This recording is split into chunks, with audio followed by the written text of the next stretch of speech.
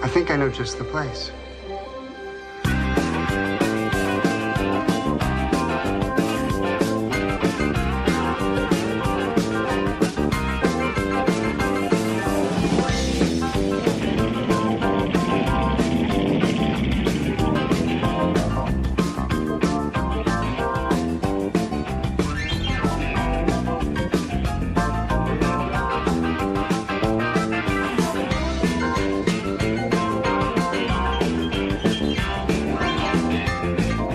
What up? We're back. So we're finally we're on the garage, obviously. Nope, we're on the beach.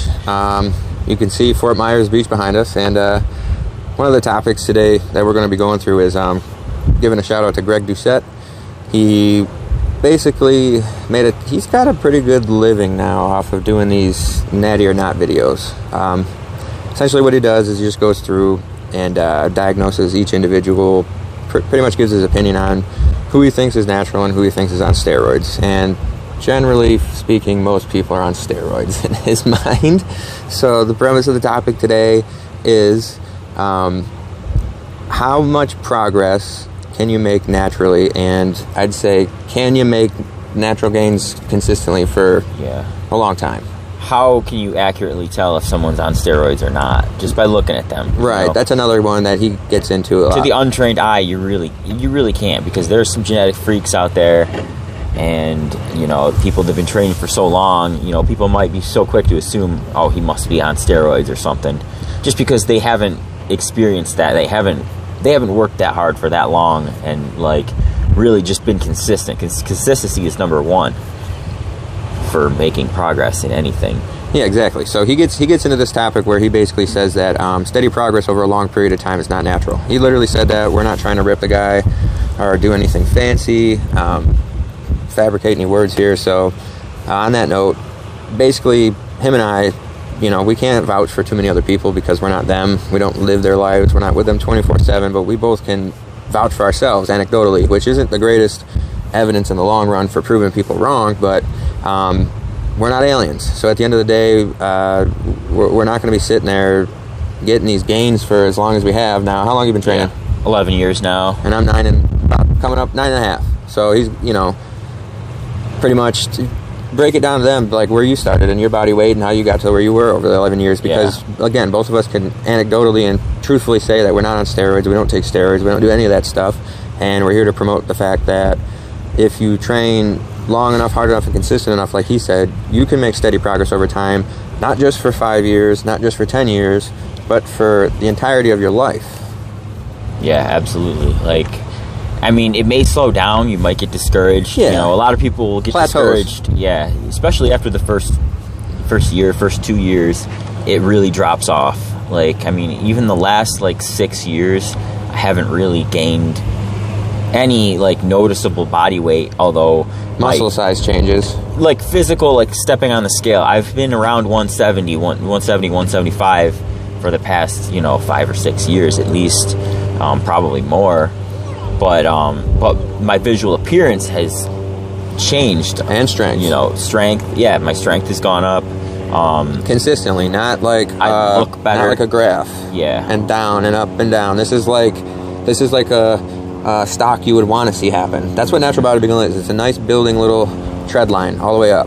Yeah, and injuries can happen. So if you gain a pound or two a year, that's really good if you've been training for a while. But your appearance can change without your body weight changing. Yes, body recomp. Just muscle maturity. Body composition, everything. And that's the name of the game. And, one of the things he's trying to say is that in order to make consistent progress for, even 5 to, I forgot the exact time frame he said, but he basically said in order to make, a steady progress of a decade is not natural. You're just not going to make, it's not possible to make consistent gains naturally over a long period of time. That's not true, because now we're going to break this down again anecdotally. You sit there, and I can say for myself, I saw big strength gains in the beginning, big changes in the beginning. Yeah. But then the changes started occurring and the strength started occurring very slowly over a long period of time. Same thing as Rob. I was doing, deadlifts. I look at some of these videos, and it's 3 years ago I deadlifted 510, and now 3 years later I'm only at 575. So, you know, that's minuscule increments for the general public. They'd laugh at that. But, you know, if you're truly natural and you've been doing it for a long time, these are the things you're going to expect to do. Like Ronnie Coleman said, he got to 800 pounds quick, and then to go from, or 700 pounds quick, and then to go from 7 to 8, it took him like 6 years. Yeah, I believe it. Yeah, even if you're not natural, you know, it's still it's this stuff that's, it's the same concept. It's just you're just a little bit more, and it's just a little more extreme. And this is exactly where I wanted to lead into this with Mr. Doucette.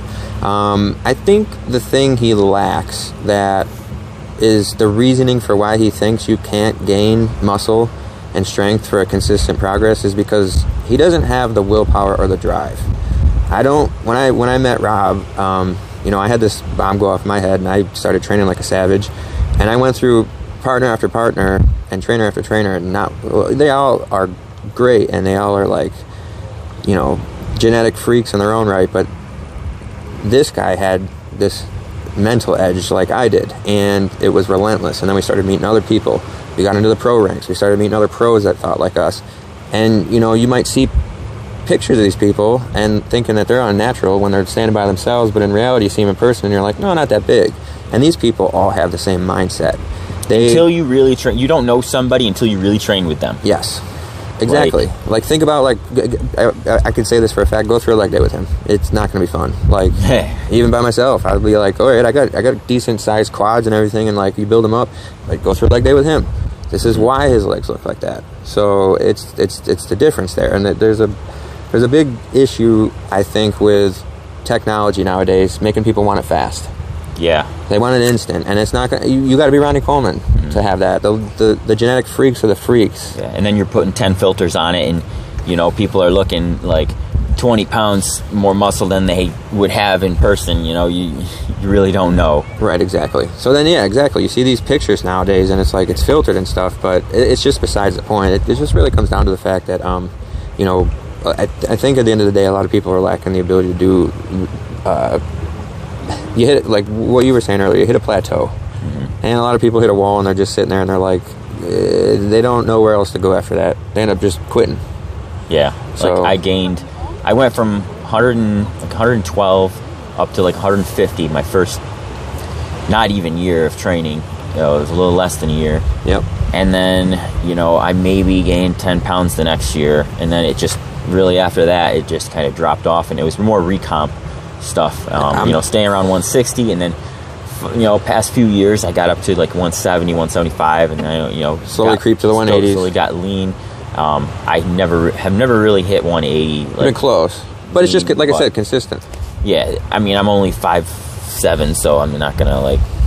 Exactly, you only gain so much weight naturally. So exactly, yeah. And that's another relative thing that a lot of people misconstrue too. Like when you see guys like these top natural pros in the world, and they look freaky as they do, and you forget, like, you know, they're not as heavy as you think they are. No, number one, they're not as heavy as you think they are, and the height is a little skewed too. Like take Mishak for example. He looks like an absolute freak, but he's 5'2". So at that height, he's very compact, and this is naturally why he's able to do what he can do. Is it unfair? Well, life ain't fair. Yeah. It's genetics. Sorry, like it's just a genetic lottery right there. It's like a smaller Ronnie Coleman, and you know, I just think people look at these guys and they're like, I just saw a picture of him by himself. He looks better than IFBB pros. He's automatically not natty. You never even met the guy. You never even seen him in real life. You know what I mean? So like, you just can't think like that. That's a negative way to think. You know, and people see you. Like I ran into someone at Planet Fitness, you know, saw me training, and they said they asked me like how much I weighed, and you know, I was like around 175, and he's like, "You're bigger than me," and I'm like 200 something. You know, he was like, you know, a little over 200 pounds, and he said that I was bigger than him, but it was just more of an appearance thing. Like I looked bigger. You know, it was how my muscles looked. That's what he thought, but I wasn't physically bigger, because obviously if you're 200 pounds and I'm 175, 200 is bigger than 175, but you know, you don't have to, it's not all about the scale. You don't have to be 200 pounds to look going back to that whole willpower operation too, that I think Mr. Doucette is lacking, because if you really, truly, really want to do something and you just get to a wall and you pound away at it, you're going to get through that wall. It's just a matter of time and a matter of consistency, and then now also like not being lazy about trying to get better mentally about things and trying to learn different ways to break that plateau. But leading into that, what was that kid's name that we met at the expo that knew you from Cortland? Oh, I don't remember. Oh, that guy, perfect example though. He meets us at the expo. We're at the New York Fitness Expo, and he sees Rob and immediately looks at me and he tells me about how he used to train from day one. The same way he trains right now is as savage and as intense as he is right now. And that's 11 years. This is why progress is steady and consistent. Yeah. I don't get bored with it. You know, I'm always, that's what I feel like that's what separates the people that look really good from the people that just look average or below average. Right. Is they enjoy it. Like people, if intrinsic motivation. If you're going all day and like, oh man, I got to go to the gym today. This sucks. Like, you know, I can't wait to get this over with. You know, that's already down. A mediocre mindset. If you have that mindset, you're not ever gonna look top notch. If you have the mindset that I can't wait to go to the gym, right now I'm excited. I'm doing back and biceps today. I've probably hit back and biceps thousands of times in my life, but I'm still excited to do back and biceps today. Exactly. Just as excited. That's like the best quote to go with that is the power to perceive is the power to achieve. If you can see it and visualize it, it's going to happen. You got to craft it like a goal. You know, Martin Luther King said, I have a dream. He had it. He molded it. It came to fruition. Like Kai Green and stuff. Visualize your workouts. Visualize Kai Green is everything. a very big proponent of this. And then, you know, intrinsic motivation is huge. And I think the other thing is people just, they go up and down and putz around with it. Like I said, you get lazy with your workouts. You don't think about them. You're not enjoying it. And then you get to the point where, like, sometimes you have, like, a month go by and it's like progress is diluted. And then you're wondering why, you know, you're not making consistent progress and you're being a yo-yo. And then the other thing, too, is I can't stress diet. If you aren't on point with your food when you start to hit these plateaus and you know how to manipulate your macros, and we got a video on this about doing all sorts of stuff, but if you're not able to figure out that part of it too, you're only making it 10 times harder on yourself. You can't out-train a bad diet. Nope. Everyone says that. Nope. Yeah. So your plateau might be not from the lack, it could be the energy, and the gym's fine, but the food at home is not. And it could be many factors. It could be sleep, it could be stress levels, it could be... Oh, yeah. Who knows what. But bottom line is, you know, if you look at Rob and I's journey, you can clearly see that it is completely possible to maintain steady progress over even more than 10 years. You can go 20, 30 years. I'd say the peak for a natural bodybuilder seems to be around, what, 40? Yeah. Late 30s? Yeah. 40. If a genetic freak, maybe 42, 43. Your top level, like, competitors, yeah. Yep. And these guys have been training like savages their entire lives. This is why they look like that. It's not because they're on drugs. You just can't sit there and say this guy's on drugs because it looks the way he does. Do you understand how hard, like, train as hard as you can for 1 year, one whole year. Take 365 days and train as hard as you can. Times that by 11 to get to him and 9.5 to get to me. You're going to make great progress. Yeah. Nobody's saying you're going to be a professional bodybuilder. Mm-hmm. That's genetics. But that doesn't mean you can't make consistent progress over a steady amount of time. And, you know, these natty or not videos where he's telling everybody that they're not natty, I think it's just given a bad connotation on the natural scene. And you know, they say people, you know, you can't. There's no testing is perfect. You know, people are always going to cheat the system. So be it. You know, the best thing you can do is just work harder and beat them. Yeah, and then exactly. So here's the other thing too. This guy comes and he sits there and he says, you know, you can't be natty if you're making consistent progress for a long period of time. Why? Who are you to say that? You said you were, I competed naturally. Were you even a natural professional bodybuilder? Did you win any shows as a natural bodybuilder? Were you a natural bodybuilder for 10 years of your life, completely drug-free, eating, sleeping, and resting? How can you sit there and vouch for the rest of the community that you can't make progress over decades when you yourself have already crossed over into the steroids? Just because you had a weak mind and a bad outlook on staying natural, so you decided to start finding drug dealers and sticking needles in your body to get to where you were. Then you find out you're a bad IFBB pro, you don't do so well, you got an okay bench press, and you sit there and you say that natural bodybuilding is bullshit, it doesn't exist, and it's just a bunch of nonsense and string beans. I mean, I guarantee you, Greg Doucette, if you sat in the middle of us right now, you are not the biggest guy. So I don't understand. I don't get it. I don't get the stance on it. So I don't know what else to say about it. It's just gotten to the point where now you have people like Joe Rogan saying natural bodybuilding is not natural bodybuilding. It's just guys that do less steroids than other steroid guys. Yeah, it doesn't make any sense. No, I mean, sure, there's guys that have, you know, cheated the system, but the vast majority, people say the majority, no. The majority don't cheat the system. The majority are honest. I know a lot of these top natural pros, and they're honest people. Yeah. You know, there's a few here and there that might cheat the system. And but they go on the wall of shame, they get caught, whatever. They so might eventually get caught. Most people are not going to do that. Right, and go back to the eye of perception here. It's not too difficult to tell an enhanced guy. We're top professional natural bodybuilders.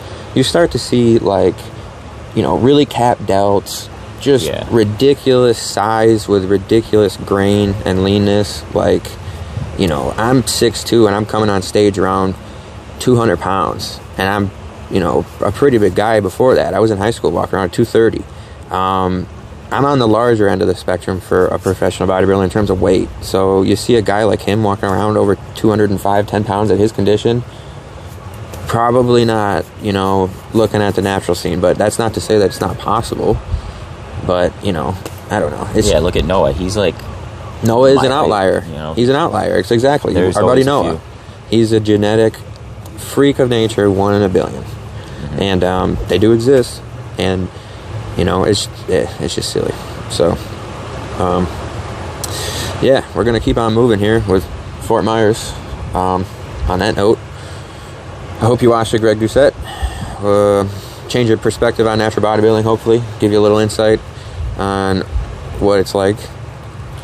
I think we're good. Warzone out.